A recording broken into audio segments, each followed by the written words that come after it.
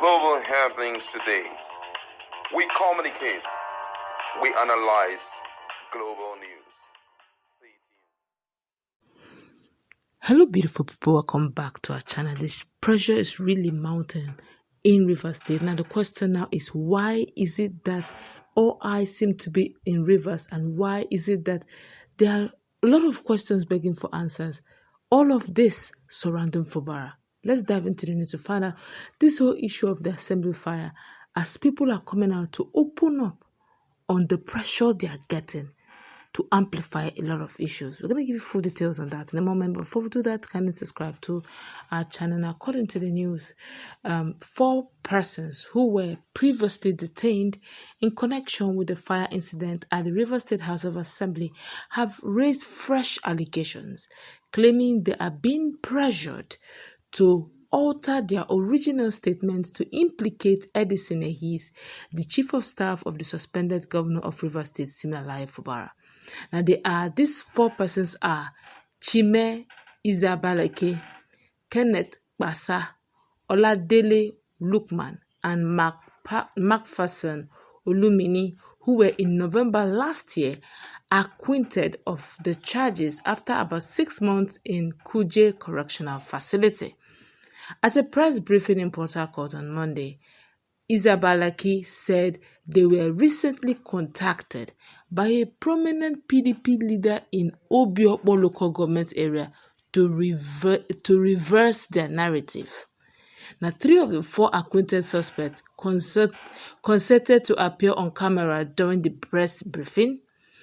According to them, the request was linked to a wider political scheme, allegedly aimed at collaborating claims made in a press briefing by former head of service George Wike in Abuja. We were asked to rewrite our story and falsely name Edison Ehis as the mastermind of Assembly's fire. This is after everything we have been through. We cannot be part of any nefarious plot, especially not after the trauma we endured, he said. They said crime which they were framed and now want them to rope Edison Ehis includes the assembly fire, the gruesome murder of Bako Agbashim, a DPO in the Ahada area, and an alleged assassination attempt on the Speaker of Rivers State House of Assembly, Martin Emehile. They narrated their harrowing 6 months ordeal in the hands of security agents and political figures beginning in December 2023.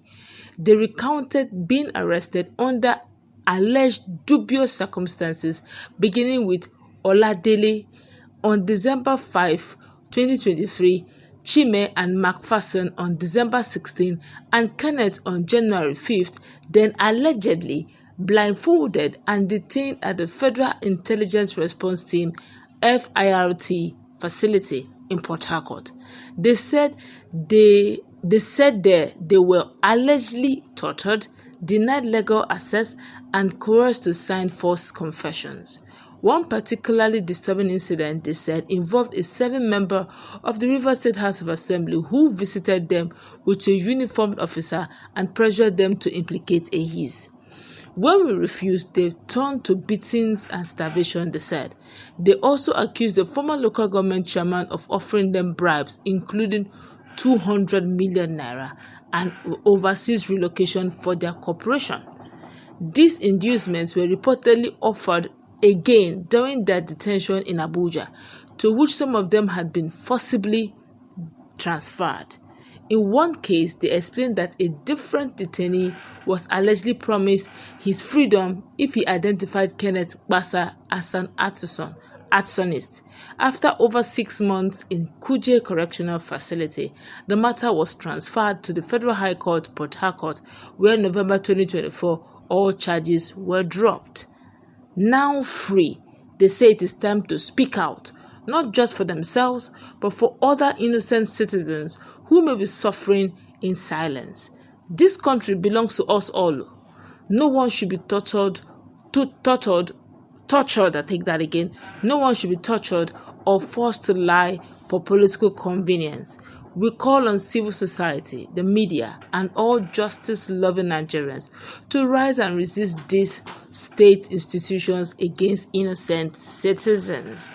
Wow, this is unbelievable. These are the behind the scenes that took place long before now. Edison Ehi some few weeks ago did mention that, look, when it comes to the issue of the keys or the security, it is only the speaker that had the key then, which is Martin Semehile, and that instead Martin Semehile has a lot of questions to answer, and that just directly opposite and the assembly, River State Assembly, is this police station. So yes, they have a lot of info.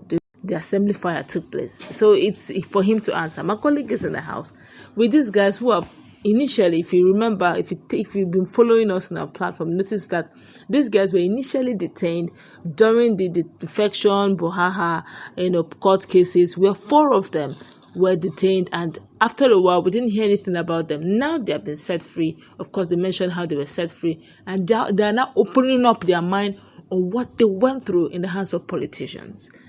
What's your take? Well, sorry, you made a mistake there that the police actually saw this, not this, but Martin Samuel. Sorry, Martin Samuel. Exactly, Martin Samuel. I want to first of all thumbs up the guys for coming out to speak up about these shenanigans going on in our country. Let's tell ourselves the truth. Politicians will go extra mile to mess up this country and indict people that are not guilty just because of political future, just because you want to steal something, just because you want to secure the favor of a state and all of that. These things should stop. And I feel that the people who can control all of this is the Nigerian people. If we can deal with our greed, imagine where they were, in Kuje prison, but despite the situation that they found themselves, they declined robbing the whole thing around people who were not guilty like them, because they know they weren't even guilty. They were not even guilty, and they were being targeted and arrested and thrown into prison. But they also made up their mind that they would not extend hands towards robbing another person into the whole thing, so that when the time for vindication comes, they can be vindicated. And I feel that this is one thing that will help cure the greed and the weaponization of poverty that these politicians are using against us. Imagine what the state would have turned to right now if a yeast was being roped into this whole thing. Now they're talking about pressure being mounted on them with the intention of million bribe and all of that. Abroad. Come on. Why must we go this extra mile to destroy the lives of people? Why must we go this extra mile just because you want to secure political power, just because you want to indict people? This is absolutely wrong. I don't know what people stand to benefit from this. And I feel that these few persons who have come out to me, they should be highly rewarded, because that's the only way we can help protect the integrity of young individuals who are coming up. And in as much as this kind of thing had happened, I wish they also tape the voice of this so-called leader, who is a PDP leader in Obio, but tape his own voice so that they can play it for Nigerians to hear the dubiousness of this kind of people. This is not what we are looking at. Nigerians, if we can deal with our greed, I think at a point we'll be able to tame and root out all of this nonsense going on in our system. I thank God that He is. I would say He serves a living God, because imagine what would have happened if those guys all of a sudden show up again and then point accusing fingers at him. And at the end of the day, he's been roped into this whole thing. Imagine what would have happened. And I would say also that this is, if what they are saying is true, this is a huge shame to Dr. George Wike. If for any reason he was being dragged into this whole thing just because of money. Now you can imagine younger people decide to preserve their own integrity. 35 years. Yeah, imagine 35-year-old man. You can say 35 years of service. You understand? The other guys are far younger people, but you are up to, let me say, close to 60 years or more. But you decide to trade it on the platform, or I don't know if it is true. I'm trying to look at the situation whereby what he said is not true. He was being coerced into it, or he was being bought into saying it. I mean, come on, what are we talking about? If after saving for as long as that, just because of muscle or bread, you end up, tarnishing your image and all of that, it's not worth it. Except what he said, he was actually there.